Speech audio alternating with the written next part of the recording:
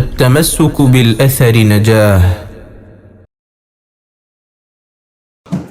بسم الله الحمد لله والصلاة والسلام على رسول الله وعلى آله وصحبه أجمعين ومن تبعهم بإحسان إلى يوم الدين أما بعد. أنجامة حديث الحديث الخامس عن ابن عباس رضي الله عنهما أنه قال: خرج علينا النبي صلى الله عليه وسلم يوما فقال: عرضت علي الأمم، فجعل يمر النبي معه الرجل، والنبي معه الرجلان، والنبي معه الرهط، والنبي ليس معه أحد، ورأيت سوادا كثيرا سد الأفق، فرجوت أن تكون أمتي، فقيل: هذا موسى وقومه.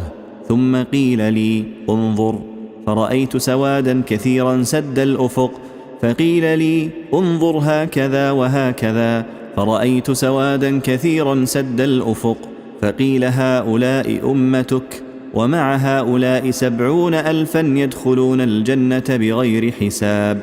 فتفرق الناس ولم يبين لهم، فتذاكر أصحاب النبي صلى الله عليه وسلم فقالوا: أما نحن فولدنا في الشرك، ولكننا آمنا بالله ورسوله، ولكن هؤلاء هم أبناؤنا. فبلغ النبي صلى الله عليه وسلم فقال: هم الذين لا يتطيرون ولا يسترقون ولا يكتوون، وعلى ربهم يتوكلون. فقام عكاشة بن محصن رضي الله عنه فقال: أمنهم أنا يا رسول الله؟ قال: نعم. فقام آخر فقال: أمنهم أنا؟ فقال: سبقك بها عكاشة. متفق عليه. عن ابن عباس رضي الله عنهما قال: خرج علينا النبي صلى الله عليه وسلم يوما. Ibn Abbas റളിയല്ലാഹു അൻഹു നിവേദനം, അദ്ദേഹം പറയുന്നു, റസൂൽ സല്ലല്ലാഹു അലൈഹി വസല്ലമ ഒരിക്കൽ ഞങ്ങളുടെ അടുക്കലേക്ക് വന്നു. ഫഖാല,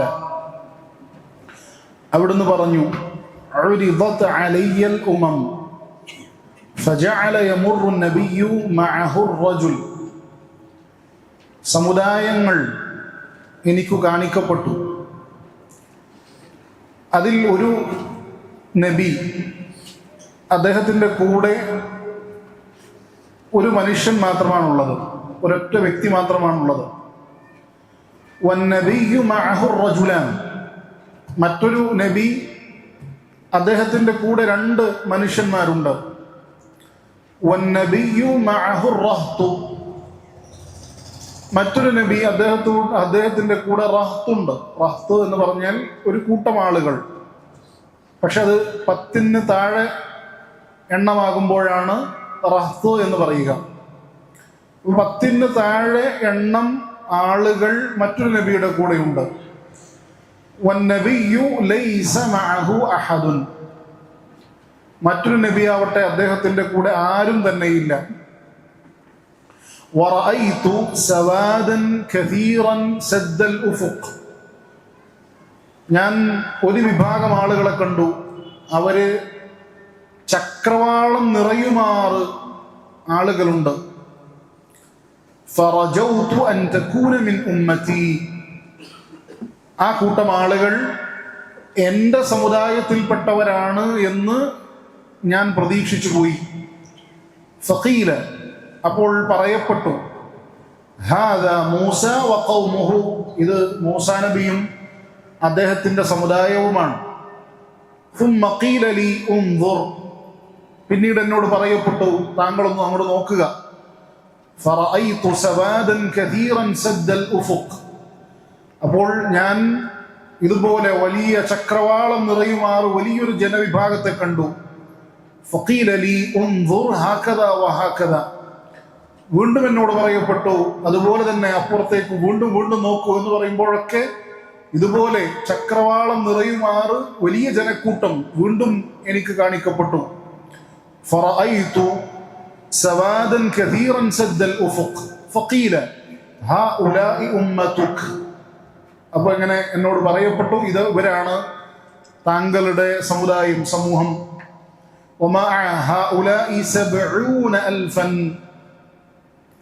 ഈ ആളുകളോട് കൂടെ 70,000 ആളുകൾ ഉണ്ടായിരിക്കും. അഥവാ ഈ ജനവിഭാഗം ആളുകളിൽ 70,000 ആളുകൾ ഉണ്ടായിരിക്കും. യദ്ഖുലൂനൽ ജന്നത ബിഗൈരി ഹിസാബ്, അവർ യാതൊരുവിധ വിചാരണയും കൂടാതെ സ്വർഗത്തിൽ പ്രവേശിക്കുന്നവരായിരിക്കും.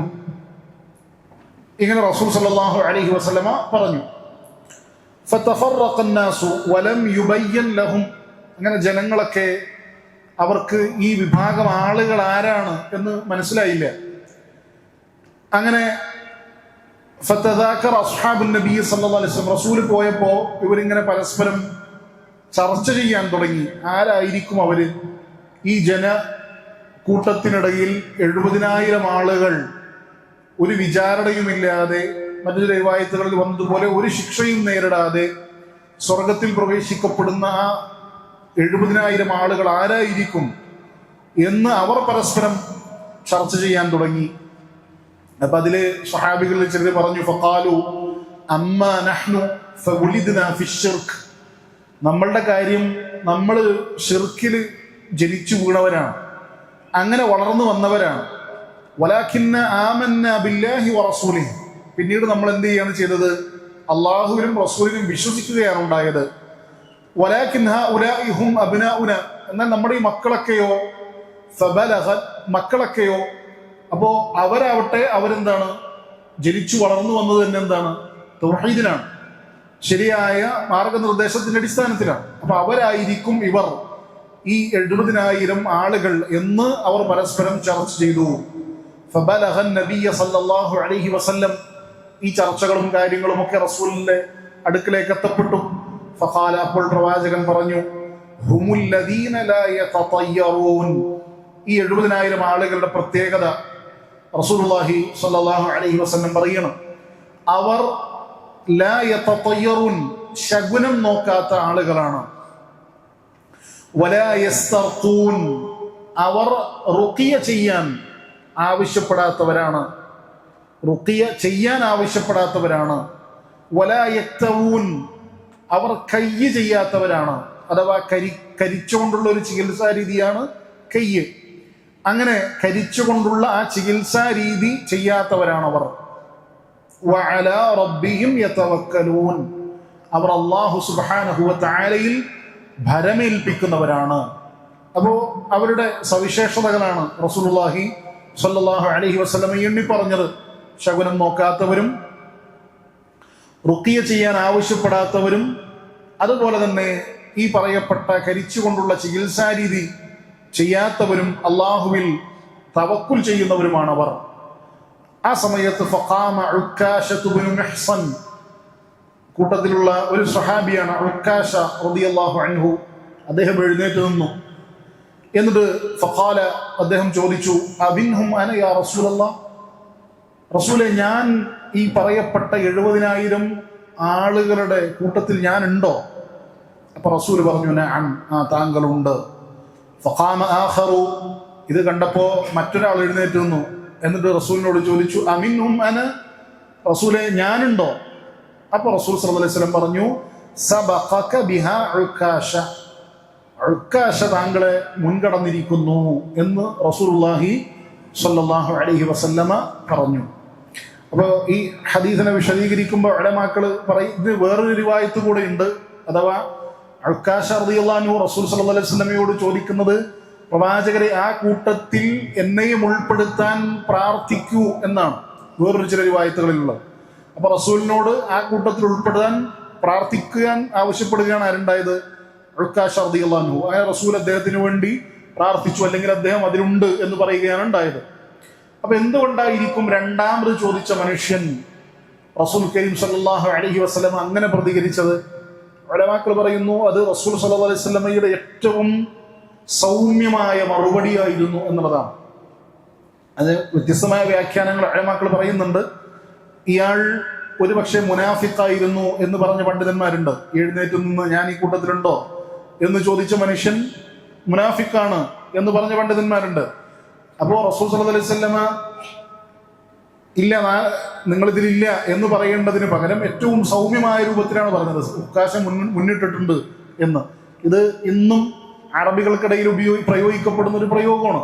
ഈ നിലക്ക് ആരെങ്കിലും ചോദിക്കുമ്പോൾ അവര് ഉക്കാശ മുന്നിട്ടു എന്ന് പറയുന്ന ആ പ്രയോഗം ഇന്നും അറബികൾ ഉപയോഗിക്കുന്നതായിട്ട് കാണാൻ സാധിക്കും. അപ്പൊ റസൂൽ സല്ലല്ലാഹു അലൈഹി വസല്ലമയുടെ ആ പ്രയോഗത്തിന്റെ സൗമ്യത നമുക്ക് ഈ ഹദീസിൽ നിന്നും കാണാൻ സാധിക്കും.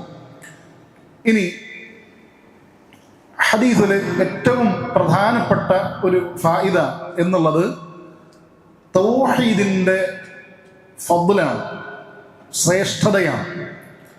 കാരണം തൗഹീദ് കൊണ്ടൊരു മനുഷ്യൻ നേടിയെടുക്കുന്ന സ്ഥാനമാണ് ഈ ഹദീസിന്റെ ഏറ്റവും പ്രധാനപ്പെട്ട ഒരു പ്രയോജനമായി നമുക്ക് മനസ്സിലാക്കാൻ സാധിക്കുന്നത്.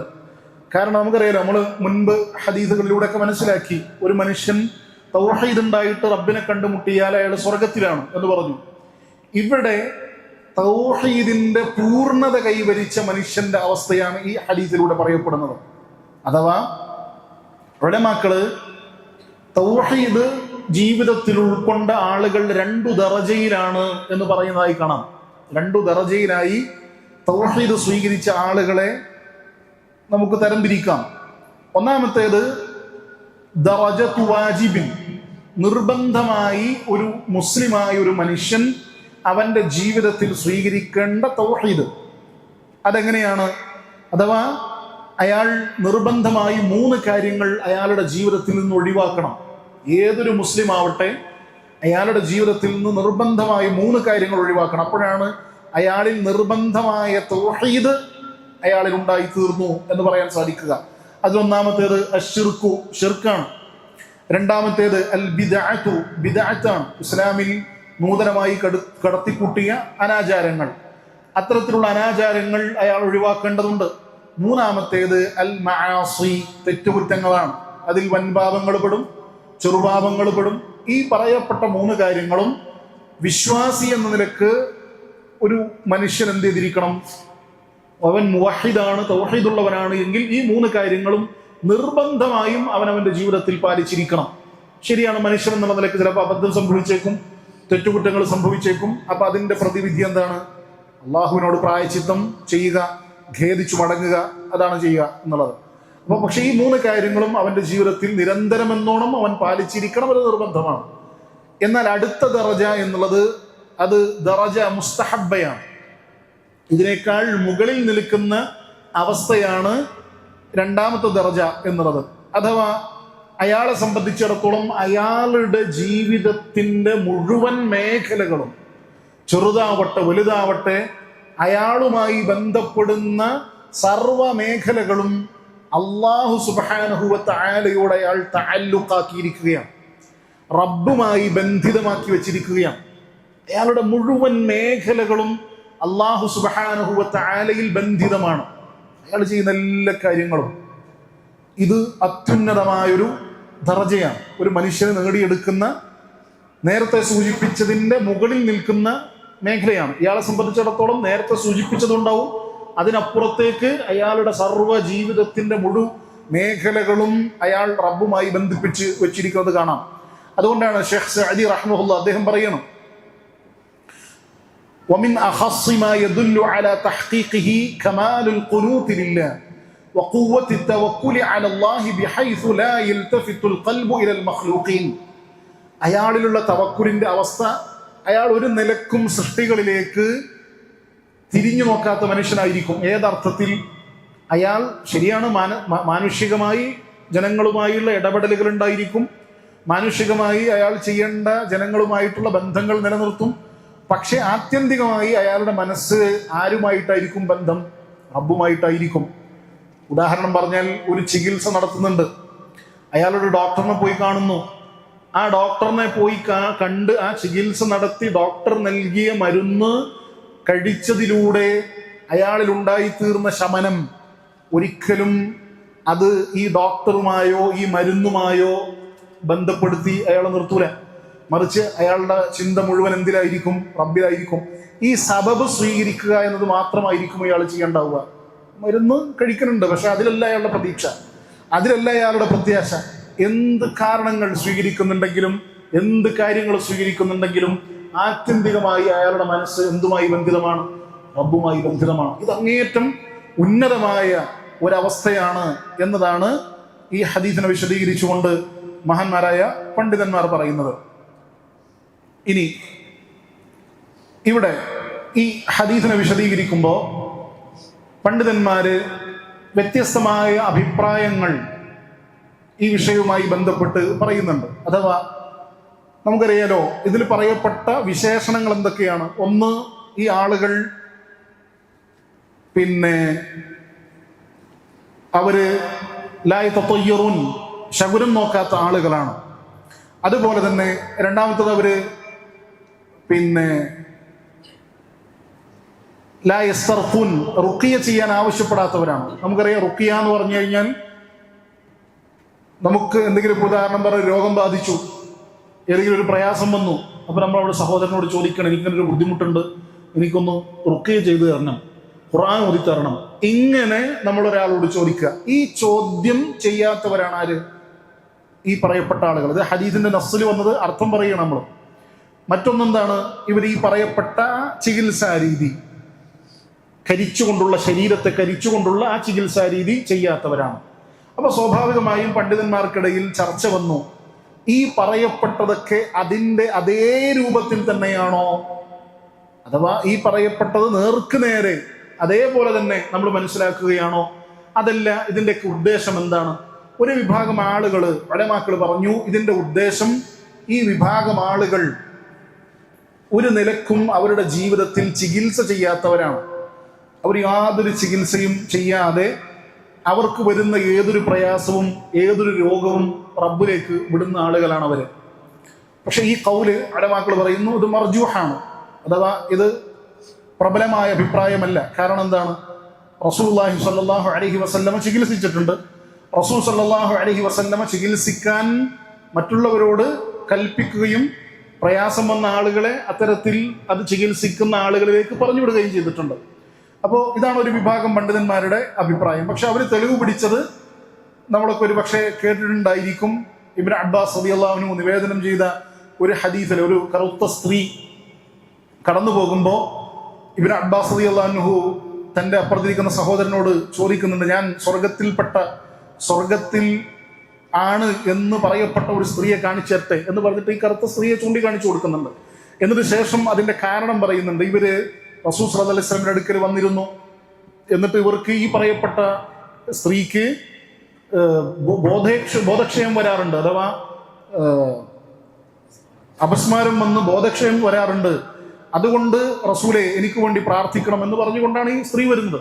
ആ സമയത്ത് റസൂൽ സല്ലല്ലാഹു അലൈഹി വസല്ലമ അവരോട് കൊടുക്കുന്ന മറുപടി, ഇൻശിഅതി സബർതി വലക്കിൽ ജന്ന, ക്ഷമിക്കുകയാണെങ്കിൽ സ്വർഗ്ഗമുണ്ട്. വഇൻശിഅതി ദഅവതുല്ലാഹ അൻ യുആഫിയക, നീ ഉദ്ദേശിക്കുകയാണെങ്കിൽ ഞാൻ അല്ലാഹുവിനോട് പ്രാർത്ഥിക്കാം, അപ്പൊ നിങ്ങൾക്ക് എന്ത് കിട്ടും? ശമനം കിട്ടും. അപ്പോ ഈ പെണ്ണ് തിരഞ്ഞെടുത്തത് എന്തായിരുന്നു? ക്ഷമയായിരുന്നു എന്നത് ആ ഹദീസുമായിട്ട് ബന്ധപ്പെട്ട പക്ഷെ നമ്മൾ കേട്ടിട്ടുണ്ടായിരിക്കും. ഇത്തരത്തിലുള്ള ഹദീസുകൾ തെളിവ് പിടിച്ചിട്ടാണ് ചില പണ്ഡിതന്മാർ പറഞ്ഞത് യാതൊരു ചികിത്സയും സ്വീകരിക്കാതെ റബ്ബിൽ തഅല്ലുഖാക്കുക എന്നുള്ളത് എന്താണ്?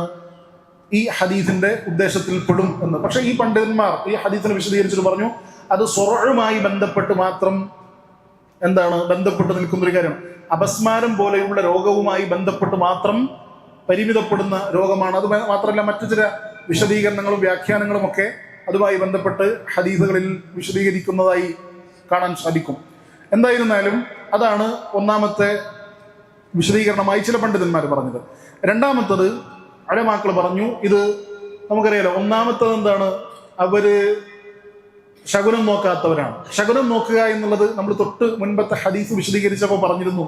ശകുനം നോക്കുക എന്നുള്ളത് എന്താണ്? പാടില്ലാത്തതാണ്, ഹറാമാണ്. കാരണം ഇബ്നു അബ്ബാസ് റളിയല്ലാഹു അൻഹു പറയുന്ന ഹദീസ് നമ്മൾ പറഞ്ഞല്ലോ, തീറത്ത് പാടില്ല എന്ന് പറയുന്ന ആ ഹദീസ്. അപ്പൊ അത് പാടില്ല. പിന്നെ ഇത് രണ്ടാമത്തത് എന്താണ്? കയ്യാണ്. പിന്നൊന്ന് ഈ പറഞ്ഞ കരിച്ചുകൊണ്ടുള്ള ചികിത്സാ രീതിയാണ്. പിന്നെ ഇത് ചോദിക്കലാണ്, അഥവാ റുഖിയ ചോദിക്കലാണ്. അപ്പോൾ ചില പണ്ഡിതന്മാർ പറഞ്ഞു റുഖിയ ചോദിക്കുക എന്നുള്ളത് ഒഴിവാക്കണം. അതാണ് ഈ ഹദീസിന്റെ ഏറ്റവും പ്രധാനപ്പെട്ട മർമ്മപ്രധാനമായ ഒരു ഭാഗം എന്ന് ചില പണ്ഡിതന്മാർ എന്ത് ചെയ്തു? അതിനെ വിശദീകരിച്ചുകൊണ്ട് പറയുന്നത് കാണാൻ സാധിക്കും. പക്ഷേ ഉലമാക്കൾ അതിന് മറുപടിയായിട്ട് പറഞ്ഞത് അങ്ങനെ റുഖിയ ചെയ്യാൻ ആവശ്യപ്പെടലും ചെയ്യലുമൊക്കെ സ്വഹാബത്ത് ഒരുപോലെയാണ് കണ്ടിരുന്നത്. കാരണം സ്വഹാബികൾ ഈ ഹദീസ് റിപ്പോർട്ട് ചെയ്ത ഈ ഹദീസിന്റെ മറ്റൊരു റാവിയായ സഈദ് ബിൻ ജുബൈർ റളിയല്ലാഹു അൻഹു അദ്ദേഹം റുഖിയ ചെയ്യുന്നതും ചെയ്യാൻ ആവശ്യപ്പെടുന്നതും വെറുത്തിരുന്നു എന്ന് ചില റിവായത്തുകൾ കാണാൻ സാധിക്കും. അപ്പൊ അവർക്കിടയിൽ തരംതിരിവുണ്ടായിരുന്നില്ല.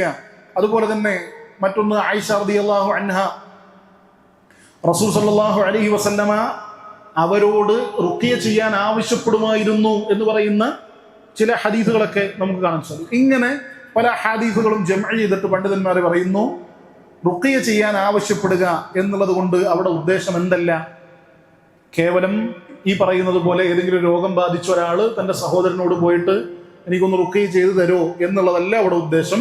മറിച്ച് ഈ വിഭാഗം പണ്ഡിതന്മാർ പറയുന്നത് അത് റുഖിയ ശിർക്കിയയാണ്. റുഖിയ ശർഇയ്യ ചെയ്താൽ കുഴപ്പമില്ല, റുഖിയ ശർഇയ്യ ചെയ്യാൻ ആവശ്യപ്പെടാം, ശിർക്കിയ ചെയ്യാതിരുന്നാൽ മതി. അതാണ് ലാ യസ്തർഖൂൻ എന്നതുകൊണ്ട് ഉദ്ദേശിക്കപ്പെടുന്നത് എന്ന് ഒരു വിഭാഗം പണ്ഡിതന്മാർ അതുമായി ബന്ധപ്പെട്ട് എന്ത് ചെയ്തു, വിശദീകരിച്ചു. അപ്പൊ അതാണ് രണ്ടാമത്തത്. പിന്നെ ചില പണ്ഡിതന്മാർ പറഞ്ഞു സഹോദരന്മാരിൽ നിന്നോ മറ്റ് ആരിൽ നിന്നോ നമ്മൾ നേരത്തെ പറഞ്ഞതുപോലെ ഒന്നും ആവശ്യപ്പെടാതിരിക്കുക, തേടാതിരിക്കുക. നമ്മളുടെ സഹോദരന്മാരോട് ഒന്നും പ്രതീക്ഷ വെക്കാതെ അവരോടൊന്നും ചോദിക്കാതിരിക്കുക. അതാണ് ഇതിന്റെ ഉദ്ദേശം. എല്ലാം റബ്ബിൽ അർപ്പിക്കുക എന്നുള്ളതാണ്. എത്രത്തോളം എന്ന് വെച്ചാൽ ചില പണ്ഡിതന്മാർ പറഞ്ഞത് പ്രാർത്ഥന പോലും അപരനായ സഹോദരനോട് ചോദിക്കാൻ പാടില്ല. അങ്ങനെ ചോദിക്കുക എന്നുള്ളത് എന്താണ്, ഈ ഹദീസിന്റെ ആ പറയപ്പെട്ട വിശേഷണങ്ങളിൽ നിന്ന് അയാളെ പുറത്താക്കും എന്ന് ചില പണ്ഡിതന്മാർ പറഞ്ഞു. പക്ഷെ നമ്മൾ നേരത്തെ കേട്ടതാണ്, ഉക്കാശ റളിയല്ലാഹു അൻഹു ആരോട് ചോദിച്ചു, റസൂലുള്ളാഹി സ്വല്ലല്ലാഹു അലൈഹി വസല്ലമയോട് പ്രാർത്ഥന ചോദിച്ചതാണ്. അപ്പോൾ ഈ പറയപ്പെട്ട അഭിപ്രായവും അവിടെ എതിരായിട്ട് വരും. അപ്പോൾ ഇങ്ങനെ വ്യത്യസ്തമായ അഭിപ്രായങ്ങൾ ഈ വിഷയവുമായി ബന്ധപ്പെട്ട് ഉലമാക്കൾക്കിടയിൽ ചർച്ചയുണ്ട്, വിശദീകരണങ്ങളുണ്ട്. അപ്പൊ അതിൽ ചുരുക്കി പറഞ്ഞാൽ ഈ പണ്ഡിതന്മാർ, ഒരു വിഭാഗം പണ്ഡിതന്മാർ നേരത്തെ നമ്മൾ പറഞ്ഞതുപോലെ തന്നെ അതിനെ നേർക്ക് നേരെ സ്വീകരിച്ചവരാണ്. ഒന്നാമത് എന്ത് പറഞ്ഞു, ശകുനം നോക്കുക എന്നുള്ളത് പാടില്ലാത്തതാണ്. ശകുനം നോക്കുക എന്ന് പറഞ്ഞാൽ ഹദീസുകളിൽ കൃത്യമായി വന്നിട്ടുണ്ട് അത് ശിർക്കാണ് എന്നും അത് ഒഴിവാക്കപ്പെടേണ്ടതാണ് എന്നും. രണ്ടാമത്തേത് റുഖിയ ചെയ്യാൻ ആവശ്യപ്പെടുക എന്ന് പറഞ്ഞാൽ അത് നേർക്ക് നേരെയാണ്. നമുക്ക് ഏതൊരു പ്രയാസം ഉണ്ടാവുമ്പോഴും അങ്ങനെ റുഖിയ ചെയ്യാൻ നമ്മൾ ആവശ്യപ്പെടേണ്ടതില്ല. നമ്മൾ എന്ത് ചെയ്യുക, സ്വമേധയാ ചെയ്യുക. കാരണം നമുക്ക് എന്താണ്, ഖുർആൻ ഓതി ചെയ്യാൻ സാധിക്കും. അപ്പൊ സ്വമേധയാ ചെയ്യുക. മൂന്നാമത്തേത് നേരത്തെ പറഞ്ഞതുപോലെ കയ്യ് പോലുള്ള ആ ചികിത്സാ രീതി, കരിച്ചുകൊണ്ടുള്ള ചികിത്സാ രീതി നമുക്ക് വരുന്നുണ്ട് ആ വിഷയം. ആ ചികിത്സാ രീതി ഒഴിവാക്കുക. ആ ചികിത്സാ രീതി എപ്പോഴാണ് പറ്റുള്ളൂ, അത് സ്വഹാബത്ത് ചെയ്തതായിട്ട് റിപ്പോർട്ട് ചെയ്യപ്പെടുന്നുണ്ട്. ആ ചികിത്സാ രീതി എപ്പോഴാണ് പറ്റുള്ളൂ, അത് മാത്രമേ നിലവിലുള്ളൂ, അതുകൊണ്ട് മാത്രമേ ചികിത്സിക്കാൻ പറ്റുള്ളൂ, അല്ലെങ്കിൽ അത് അനിവാര്യമായി വന്നു ആ ചികിത്സാ രീതി, എങ്കിൽ മാത്രം അത് ചെയ്യുക. ഇങ്ങനെ ഒരു വിഭാഗം പണ്ഡിതന്മാർ പറഞ്ഞു. നേരെ മറിച്ച് മറ്റ് ചില പണ്ഡിതന്മാര് അവർ പറഞ്ഞു അല്ല, അവിടെ ഉദ്ദേശം എന്താണ്, ലാ യതതയ്യറൂൻ എന്ന് പറഞ്ഞാൽ ശകുനം നോക്കാൻ പാടില്ല. അത് രണ്ടു പേർക്കിടയിൽ എന്തില്ല, തർക്കില്ല. രണ്ടാമത്തത് എന്താണ്, ലാ യസ്തർഖൂൻ എന്ന് പറഞ്ഞു കഴിഞ്ഞാൽ അവിടെ ഉദ്ദേശം നേരത്തെ പറഞ്ഞതുപോലെ ശിർക്ക് ഉൾപ്പെട്ടിട്ടുള്ള റുഖിയ ചെയ്യാൻ വേണ്ടി അവരനോട് ആവശ്യപ്പെടുക. അങ്ങനെ ചെയ്യാൻ ആവശ്യപ്പെടാത്തവരാണ്. മൂന്നാമത്തേത് അവര് ഈ ചികിത്സാ രീതി, കരിച്ചുകൊണ്ടുള്ള ചികിത്സാ രീതി ചെയ്യുന്നില്ല എന്ന് പറഞ്ഞാൽ അതിന്റെ ഉദ്ദേശം വളരെ പ്രയാസകരമായ അവസ്ഥയിലല്ലാതെ, അത്യാവശ്യ ഘട്ടത്തിലല്ലാതെ അവർ ചെയ്യാൻ ആവശ്യപ്പെടാത്തവരാണ്. അങ്ങനെ അവർ അല്ലാഹു സുബ്ഹാനഹു വ തആലയിൽ തവക്കുൽ ചെയ്യുന്നവരാണ്. അവർ ഇങ്ങനെയൊക്കെ ചെയ്താൽ പോലും, ചികിത്സാ രീതി സ്വീകരിച്ചാലും ശരി, മറ്റെന്ത് ചെയ്താലും, നമ്മൾ രണ്ടാമത് പറഞ്ഞല്ലോ സഅദി റഹിമഹുല്ലാഹ് പറഞ്ഞത്, അവരുടെ ഹൃദയം എപ്പോഴും എന്തായിരിക്കും, റബ്ബുമായി തഅല്ലുഖിലായിരിക്കും. അപ്പൊ ചിലപ്പോൾ അവർ ചികിത്സിക്കുന്നുണ്ടാവും, അവർ ചികിത്സ ചെയ്യുന്നുണ്ടാവും, അവർ റുഖിയ ചെയ്യുന്നുണ്ടാവും, മറ്റു പല കാര്യങ്ങളൊക്കെ ചെയ്യുന്നുണ്ടാവും. പക്ഷെ അവരൊന്നും ഈ വിഭാഗം ആളുകൾ എന്ത് ചെയ്യുന്നില്ല, അതിനെ ഒരിക്കലും അവരുടെ മനസ്സിനെ അതുമായി ബന്ധിപ്പിക്കുന്നില്ല. അവരുടെ മനസ്സെപ്പോഴും എന്താണ്, ശമനം നൽകുന്നത് ആരാണ്, റബ്ബാണ്. എൻ്റെ കാര്യങ്ങളൊക്കെ നടത്തി തരുന്ന ആരാണ്, എൻ്റെ റബ്ബാണ്. ഇങ്ങനെയായിരിക്കും അവരുടെ മനസ്സിൽ.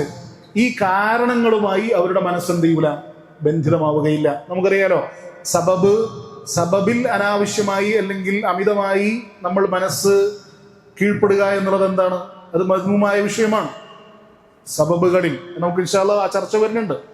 അപ്പോ അത് ഒരു മനുഷ്യൻ ഈ പറയപ്പെട്ട രൂപത്തിൽ അയാൾ സബബുകൾ സ്വീകരിച്ചാലും ശരി, അയാളുടെ മനസ്സ് അതുമായി ബന്ധിതമാകാതെ പരിപൂർണമായ നിലക്ക് അള്ളാഹുവുമായി ബന്ധപ്പെടുത്തി അയാൾ ചികിത്സ ചെയ്യുന്നുണ്ടാവും, മറ്റു പല കാര്യങ്ങളൊക്കെ ചെയ്യുന്നുണ്ടെങ്കിലും ഈ പറയപ്പെട്ടതുപോലെ റബ്ബുമായി അയാൾ മനസ്സ് ബന്ധപ്പെടുത്തലാണ് ഇതിൻ്റെ ഉദ്ദേശം എന്ന് ഉലമാക്കൾ വിശദീകരിച്ചതായിട്ട് കാണാൻ സാധിക്കും. അപ്പോൾ ഇതാണ് ആ ഹദീസിന്റെ വിശദീകരണമായിട്ട് നമ്മൾ മനസ്സിലാക്കേണ്ടത്. രണ്ട് രൂപത്തിൽ പണ്ഡിതന്മാർ വിശദീകരിക്കുന്നതായി മനസ്സിലാക്കുക.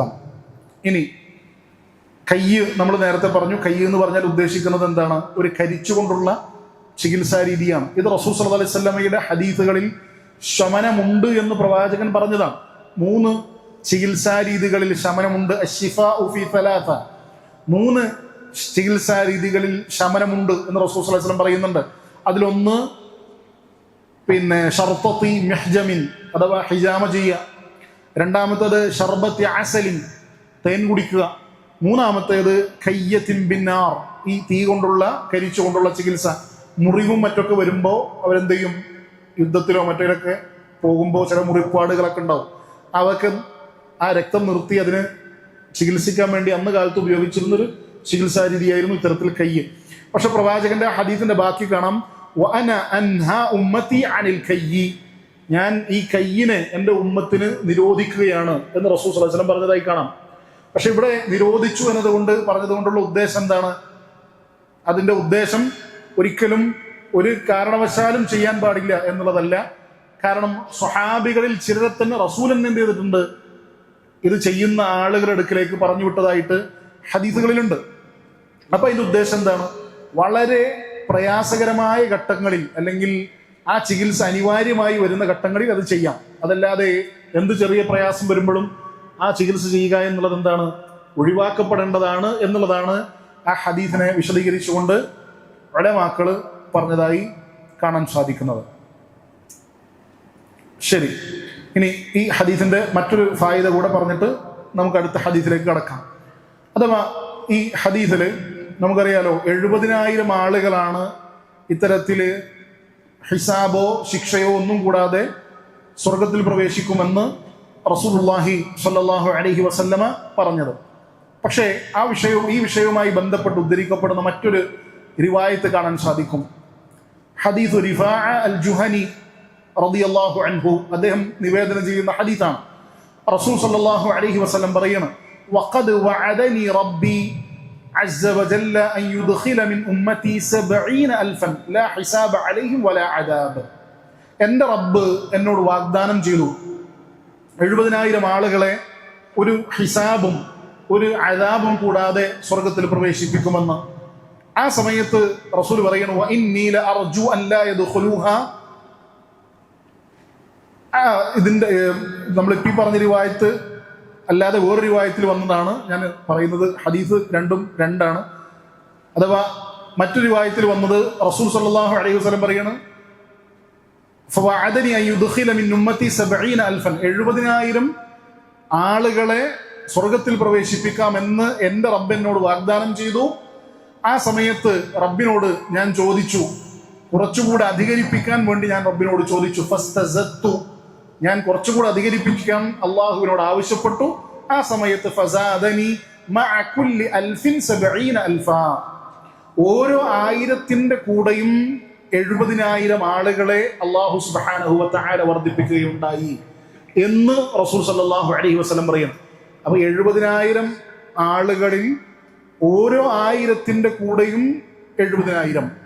അപ്പോൾ 70 ഇൻറ്റു 70,000, 70,000ത്തിൽ ആ 1000ന്റെ ഓരോ 1000ന്റെ കൂടെയും 70,000 എന്ന് പറഞ്ഞാൽ 70,000ത്തിൽ എത്ര 1000 ഉണ്ട്? 70,000. ആ 70 ഇൻറ്റു 70,000 ഏകദേശം 49 ലക്ഷം വരും. ഈ 49 ലക്ഷം ആളുകളെ അള്ളാഹുവിന്റെ പ്രവാചകൻ സല്ലല്ലാഹു അലൈഹി വസല്ലം ആവശ്യപ്പെട്ട പ്രകാരം അള്ളാഹു സുബ്ഹാനഹു വ തആല വർദ്ധിപ്പിച്ചു എന്ന് സ്വഹീഹായ റിവായത്തുകളിൽ നമുക്ക് കാണാൻ സാധിക്കും. ഇത് ഷെയ്ഖ് അൽബാനി റഹിമഹുള്ളയെ പോലുള്ള ഉലമാക്കളൊക്കെ സ്വഹീഹായി വിലയിരുത്തിയ ഹദീസാണ്. അപ്പോൾ ഇവിടെ പറഞ്ഞതിന്റെ ചുരുക്കം എന്താ വെച്ചാൽ, നമ്മൾ ചിലപ്പോൾ ഈ ഹദീസ് കേൾക്കുമ്പോൾ ചില ആളുകൾ വിചാരിക്കും 70,000 ആൾക്കാർ എന്ന് പറഞ്ഞാൽ വളരെ കുറവാണ്. എനിക്കും അതിലൊന്നും പെടാൻ പറ്റൂല, അപ്പം ഞാൻ അതിനെക്കുറിച്ച് ചിന്തിക്കണ്ട എന്ന് ചില ആളുകൾ വിചാരിക്കും. പക്ഷെ ഉലമാക്കൾ അത് വിശദീകരിക്കുമ്പോൾ പറയുന്നുണ്ട്, അള്ളാഹുവിൻ്റെ പ്രവാചകൻ ആവശ്യപ്പെട്ടത് പ്രകാരം റബ്ബ് ഇത് വർദ്ധിപ്പിച്ചിട്ടുണ്ട്. അതുകൊണ്ട് എപ്പോഴും നമ്മൾ എന്ത് ചെയ്യാം, റബ്ബുമായി സത്യസന്ധമായി പ്രതീക്ഷ അർപ്പിക്കുക. അതിന് പണ്ഡിതന്മാർ ഒരു ഖായിദ തന്നെ പറയാറുണ്ട്, മൻ സദഖ സദഖഹുല്ലാഹ്. ആരെങ്കിലും സത്യസന്ധമായി നിലകൊണ്ടാൽ അള്ളാഹു അയാൾ നടത്തിയ സത്യസന്ധത പൂർത്തീകരിച്ചു കൊടുക്കും. മനസ്സിലാവുണ്ടോ? അപ്പോൾ നമ്മൾ ഈ പ്രതീക്ഷ കൈവിടരുതെന്ന് നമ്മൾ എപ്പോഴും എന്താ ആലോചിക്കുക, ഇൻഷാ അള്ളാഹ് ഞാൻ പ്രയത്നിക്കും, ഞാൻ ആയിത്തീരാൻ വേണ്ടി പരിശ്രമിക്കും, അള്ളാഹു സുബ്ഹാനഹു വ തആല നാളെ പരലോകത്ത് എനിക്ക് സൗഭാഗ്യം തരും എന്നുള്ള പ്രതീക്ഷയിൽ നമ്മൾ എന്ത് ചെയ്യുക, പ്രവർത്തനങ്ങളിൽ മുഴുകുക എന്നുള്ളതാണ് ഈ ഹദീസുമായി ബന്ധപ്പെട്ട് അവസാനമായിട്ട് സൂചിപ്പിക്കാനുള്ളത്.